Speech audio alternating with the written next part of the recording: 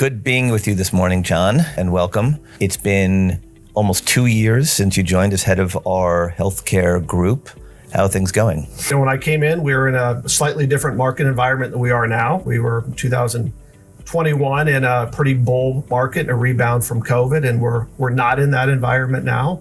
But we've made some good hires. I think we've made good progress at filling out the team. Obviously have more work to do, but the team remains busy, and I think we've been productive, and I'm happy with where we're at. Healthcare is probably one of the largest M&A segments in the marketplace. How would you think about broadening out the group? What are some of the verticals? And as you know, our claim to fame is being deep industry experts. So how do you see that? You're right. Healthcare is a $10 trillion global market, $4 trillion US market. It's almost 20% of GDP. So it's a large, important market. It's also very complex, and there's a lot of different subsectors within the market that require specialized coverage and specialized expertise. We've made good progress in the areas we're in, covering devices and technology, outsourced services, a sliver of the healthcare service market, and most recently, nuclear medicine. And to your point, it's a great example of where we were able to find a partner to come join us who was an industry expert and a leader in the market, and in a very short period of time has been very productive and has a lot of really good traction.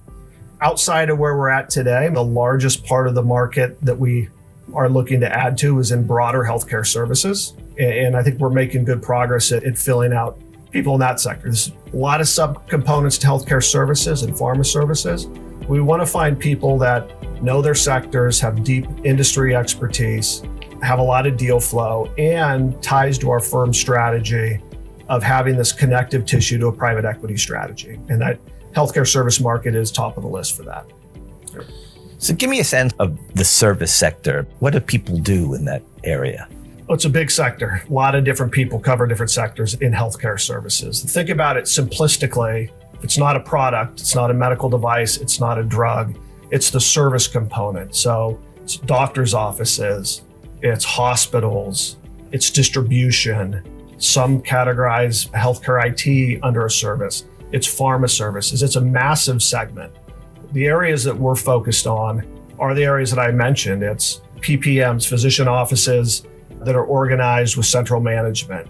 We call it multi-site. And as our healthcare system changes from moving patients out of acute care into alternate sites, these types of business models are going to become more important. You mentioned pharma, and I get the pharma services piece, and that's natural for us expanding into the services sector. But what do you think about pharma and life sciences and biotech? Is that something an M&A advisory boutique like ourselves should be playing in? Well, that's a good question. Are we going to look to hire someone in biotech that's primarily an equity-driven market? Probably not. Are there parts of the pharma market, specialty pharma, generic pharma, where you can have people that focus on specialty areas with deep expertise, that's markets driven more by M&A? Yeah, I think we'll look for people in those subsectors.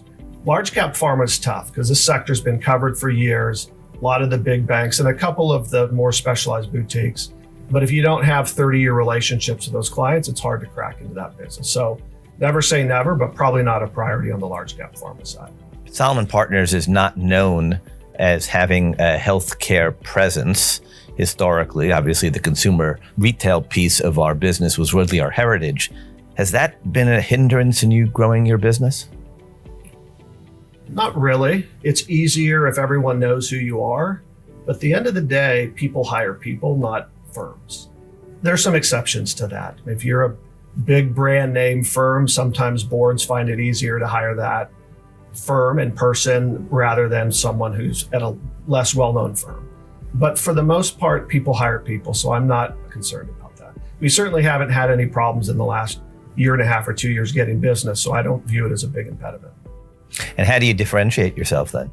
There's a lot of ways you can differentiate yourself. I think your knowledge of the market, your industry expertise is obviously one of them. Your relationship and level of trust clients have with you, and your track record of executing. And I think they all go hand in hand with how clients view you as a trusted advisor.